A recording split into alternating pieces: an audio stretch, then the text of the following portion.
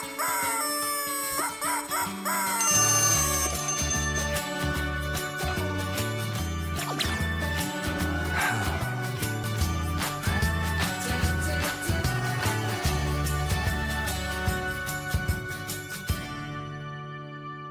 Morning, सुप्रभात, केम छो, सलाम। उम्मीद है आप सब लोग बेहतर होंगे, अपना ध्यान रख रहे होंगे। आप सभी को गुरु पर्व की हार्दिक शुभकामनाएं। जनरली मैं मॉर्निंग मोटिवेशन में जो है कोई भी ऐसे कंट्रोवर्शियल इशू को नहीं उठाता हूं जिससे कि जो है वो सुबह सुबह हमें स्ट्रेस महसूस हो या तनाव लगे और हम सोचने लगे कि देश दुनिया में ये क्या हो रहा है। जनरली मेरा पर्पस होता है कि आप दिन भर जो है वो ऐसे काम कर सकें आप जिससे कि आप मोटिवेट रह सकें और बेहतर काम कर सकें, आप ऐसे काम कर सकें जो दूसरों के लिए भी अच्छा और आपके लिए भी अच्छा हो। ठीक है, पर कभी कभी कुछ मुद्दों पर बात करनी होती है।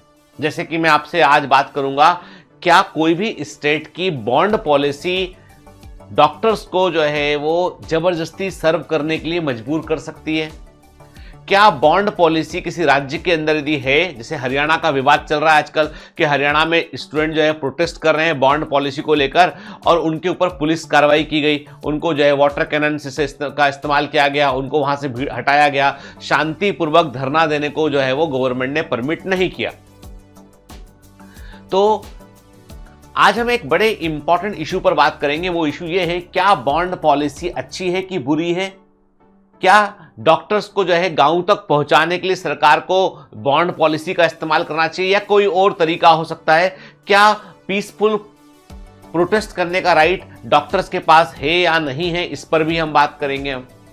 मतलब आज का जो मुद्दा है बड़ा ज्वलंत मुद्दा है और कई बच्चों ने मुझसे कहा कि सर आप एक डॉक्टर हैं तो आपको इस बारे में जरूर बोलना चाहिए। तो मैं बिल्कुल इस बारे में बोलूंगा और मैं इस आपसे क्षमा चाहता हूं कि मैं सुबह सुबह मोटिवेशन की जगह पे कुछ आपको ऐसे इशू दे रहा हूं जो सोचने वाले हैं और लेकिन इनसे भी हमें सीखने मिलेगा, बहुत कुछ सीखने मिलेगा। जैसे देखिए, कोई भी बॉन्ड पॉलिसी चाहे किसी भी सर्विस के लिए हो, किसी भी तरह के प्रोफेशन के लिए हो, तो वो बॉन्ड पॉलिसी का मतलब है कि एक तरह का बंद है, कॉन्ट्रैक्ट है एक तरह का कि भैया इस कॉन्ट्रैक्ट को तोड़ने पर आपको एक कीमत चुकानी होगी, आपको नहीं तो कॉन्ट्रैक्ट को आपको पूरा करना होगा।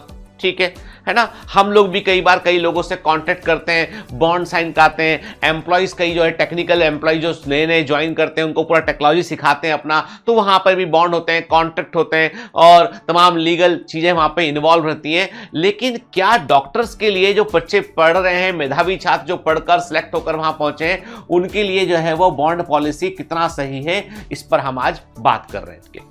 मैं आपको क्लियर कर दूं, बॉन्ड पॉलिसी चाहे जैसी भी हो, बंद ही होता है। कि बंद समझते हैं आप, बॉन्ड का हिंदी बंद के एक प्रकार का अनुबंध है वो। के कोई भी बॉन्ड जो होता है वो एक तरह का ऐसा रस्सी होता है जो कस दिया गया होता है कि इसको आपको पूरा करना ही है, उसके बगैर आप जा नहीं सकते हैं। ठीक है, मैं सरकार से एक चीज पूछना चाहता हूं कि गवर्नमेंट से मेरा आग्रह ही है कि कभी इस बारे में सोचा है आपने कि आपने आजादी के इतने सालों के बाद 75-76 ईयर जो है उसके बावजूद जो है हमारी हेल्थ केयर फैसिलिटी इतनी पुअर क्यों है? क्योंकि गांव के अंदर कोई इंफ्रास्ट्रक्चर नहीं है। आप जबरदस्ती डॉक्टर को जो है बांधकर सोचते हैं कि उसे हम गांव भेज देंगे तो हमारी जिम्मेदारी पूरी हो जाएगी, लेकिन गांव के अंदर जो हेल्थ केयर सेंटर है उनके हालात क्या है, उनमें क्या किस तरीके से गवर्नमेंट के रिसोर्सेज का वहां इस्तेमाल हो रहा है, क्या कभी किसी ने इस पर नजर किया है?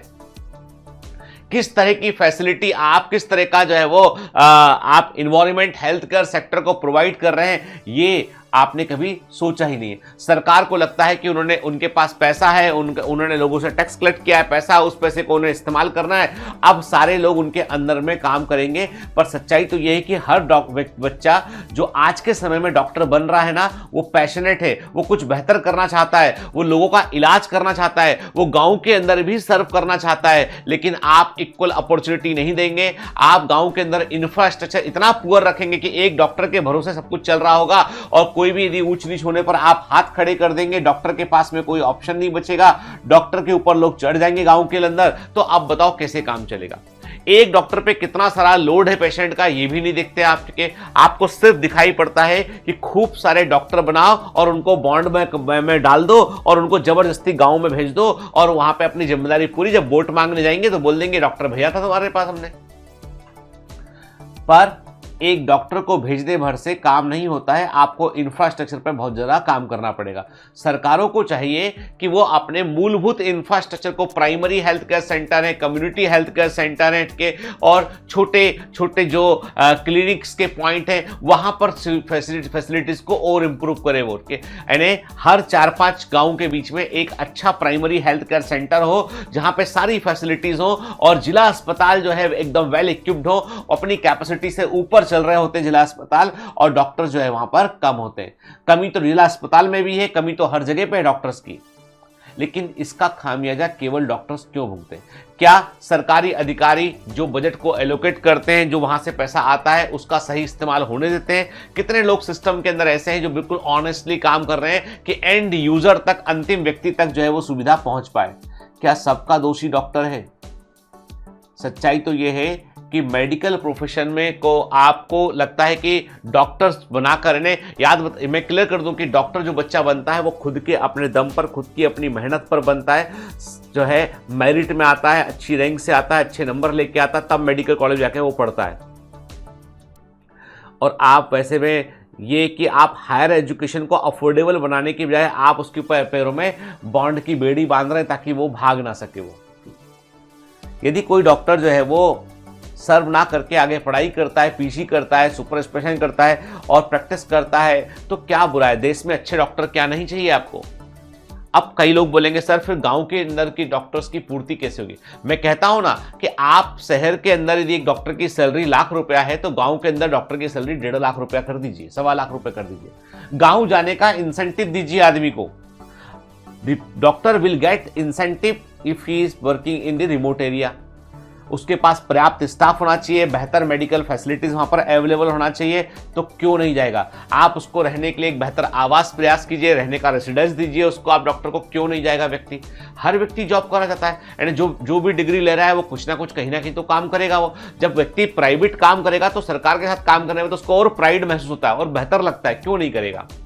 आप वहां पर जो है रेड टैपिस बंद कीजिए, आपकी जो चाहे वो चलता फिरता आदमी आए, डॉक्टर को आके प्राइमरी के हेल्थ केयर सेंटर में, कम्युनिटी हेल्थ केयर सेंटर में ज्ञान देकर चला जाए। नेता आता है जिसको कुछ नहीं मालूम है, वो आता है, वो ज्ञान पकड़ा जाता है डॉक्टर को के।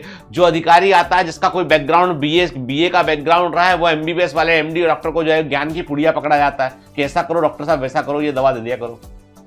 अरे भाई अपने अपने फील्ड संभालो ना तुम, ठीक है तुमको। और रही बात एडमिनिस्ट्रेशन की बात की, तो भाई एडमिनिस्ट्रेशन में हम कह रहे हैं ना, आप अपना एडमिनिस्ट्रेटिव ऑफिसर आपके काम कर ही रहे हैं, डालिए, काम करेंगे वो, लेकिन डॉक्टर्स को आप जो है वो टारगेट मत बनाइए आप, ठीक है।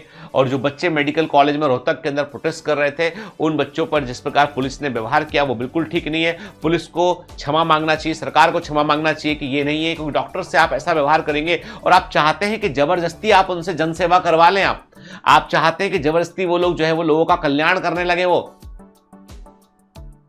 तो ये पॉसिबल नहीं है। सेवा और जो भी समर्पण का भाव जो है वो जबरदस्ती कभी नहीं आता है, वो दिल से आता है, भावना से आता है। अरे जब जो बच्चे डॉक्टर बन रहे हैं, मुझे मालूम है कि जो वो बच्चे जो है वो सर्व करना चाहते हैं, बेहतर कुछ करना चाहते हैं, वो क्यों ब्रेन ड्रेन हो रहा है, क्यों अधिकांश लोग जो है इंडिया से बाहर चले जाते हैं, क्योंकि वो देखते हैं कि यहाँ पर अपॉर्चुनिटी का गला घोटा जा रहा है। यहाँ पर जो है टैलेंट को आगे बढ़ाने की बजाय उसे ऐसे लोग सप्रेस कर रहे हैं जिनके पास सिर्फ पद हैं या जो इलेक्शन जीत कर आए। इनके इंटेलेक्चुअल पावर में यदि बात करें तो बहुत ही पीछे हैं वो, लेकिन सच्चाई तो ये है कि उसके बावजूद जो है वो देश में सबसे करप्ट जो है वो हेल्थ केयर को कहा जाता है। पर हेल्थ केयर में क्या डॉक्टर ही करप्ट है? मैं ये कहता हूं ना आपसे कि जो है वो एक बड़ी भीड़ में कुछ लोग ऐसे हैं जो कि खराब हो सकते हैं, लेकिन सारे लोग खराब नहीं हो सकते हैं। यदि सैंपलिंग देखेंगे तो आप अभी भी पाएंगे आपकी डॉक्टर्स की सैंपलिंग जो है वो ज्यादा बेहतर है परसेंटेज वाइज। खैर मेरा मुद्दा ये कि कोई भी तरह का बॉन्ड जो है एमबीबीएस के दौरान लगाना एकदम गलत है, और मैं कहता हूं आपसे कि सारे बच्चों को इसका प्रोटेस्ट करना चाहिए, विरोध करना चाहिए, क्योंकि दिस इज रॉन्ग वे। कि ये हम अमेरिका नहीं है भाई कि हायर एजुकेशन को आप करोड़ करोड़ रुपए तक ले जाएं, आप 40 लाख 50 लाख तक ले जाएं आपके। हम अमेरिका नहीं है, अमेरिका में सबसे कम जो है वो लोग कॉलेज में जा पाते हैं आपके, अधिकांश लोग वहां पर सेकेंडरी के लेवल पर रुक जाते हैं। कॉलेज जाना बहुत बड़ी बात होती है अमेरिका में के, लेकिन उनके पास बहुत पैसा है, छोटे काम को वो छोटा नहीं समझते, छोटे काम का भी बड़ा दाम चुकाना पड़ता है व्यक्ति को। लेकिन हमारे यहाँ पर जहाँ पर जो है हमारे पास जो ह्यूमन रिसोर्स है उसको ताकत बनना चाहिए, तो वहाँ पर जो है टैलेंटेड बच्चों को डिमोटिवेट करने के बजाय उन्हें मोटिवेट करने की तरफ सरकार को प्रयास करना चाहिए। इस मामले में मैं मानूंगा कि मध्य प्रदेश की गवर्नमेंट बहुत अच्छी है, यानी कई राज्यों में सरकारें अच्छी जिन्होंने जो है बच्चों को प्राइवेट कॉलेज के अंदर उन्होंने फीस तक, लाडली लक्ष्मी योजना की बात करें, कई योजनाएं ऐसी बनाई है जिनमें कि बच्चों की फीस भरते हैं, मेधावी योजना इसके चलते बच्चों की गवर्नमेंट फीस भरती, कॉलेज के अंदर पढ़ने को मोटिवेट करती है। तो कई राज्यों की सरकारें बहुत अच्छा कर रही है, लेकिन हरियाणा में जो हो रहा है वो बिल्कुल ठीक नहीं है एकदम जो है वो, क्योंकि हरियाणा के बच्चे जो है वो हरियाणा के बजाय बाहर एडमिशन लेना पसंद करते हैं। उसके पीछे कारण ये है कि वहां पर एक बॉन्ड अवेलेबल है। भाई एएफएमसी भी बॉन्ड भरवाता है, लेकिन वो आपके वहां पर आर्मी है, उसके पास डिसिप्लिन इंपॉर्टेंट चीज है उसके लिए, और वो आपको आर्मी के अंदर जब आप काम करते हैं, उनके बॉन्ड को सर्व करते हैं, तो आपको ग्रोथ का बहुत मौका देते हैं। वो पीजी से लेके हर चीज आपसे करवाते हैं वो, और उनकी वर्क कंडीशन बहुत ज्यादा बेहतर है। मतलब आर्म फोर्स मेडिकल कॉलेजेस में जो वर्क कंडीशन है, जो कल्चर है, वो एकदम हायर लेवल पे है। तो उसका कंपैरिजन हम जो है वो गांव के अंदर प्राइमरी हेल्थ केयर सेंटर से नहीं कर सकते। मैं खुद चाहता हूं कि गांव तक डॉक्टर पहुंचे, और मैंने देखा है कि मेरे पिताजी गांव के अंदर थे और उनको जो है वो ब्रेन हैमरेज हुआ, कोई ट्रीटमेंट करने वाला अवेलेबल नहीं था, तो वो नहीं बचे। तो मैं खुद चाहता हूं गांव तक डॉक्टर पहुंचे, लेकिन गांव तक डॉक्टर पहुंचाने के लिए लोगों को मोटिवेट करना पड़ेगा। जबरदस्ती आप नहीं कर सकते हैं। आपको कुछ भी याद रखो बेटा, सिद्धांत जिंदगी का ये है। आज के इस पूरे 10 मिनट के टॉक का जो 10-12 मिनट की जो बात है, उसका कंक्लूजन ये है कि जबरदस्ती आप किसी से कुछ नहीं करवा पाएंगे। जबरदस्ती सिर्फ विरोध मिलेगा, और विरोध को दबा देने पर महाविरोध मिलेगा। विरोध को दबाने पर महाविरोध मिलेगा आपका।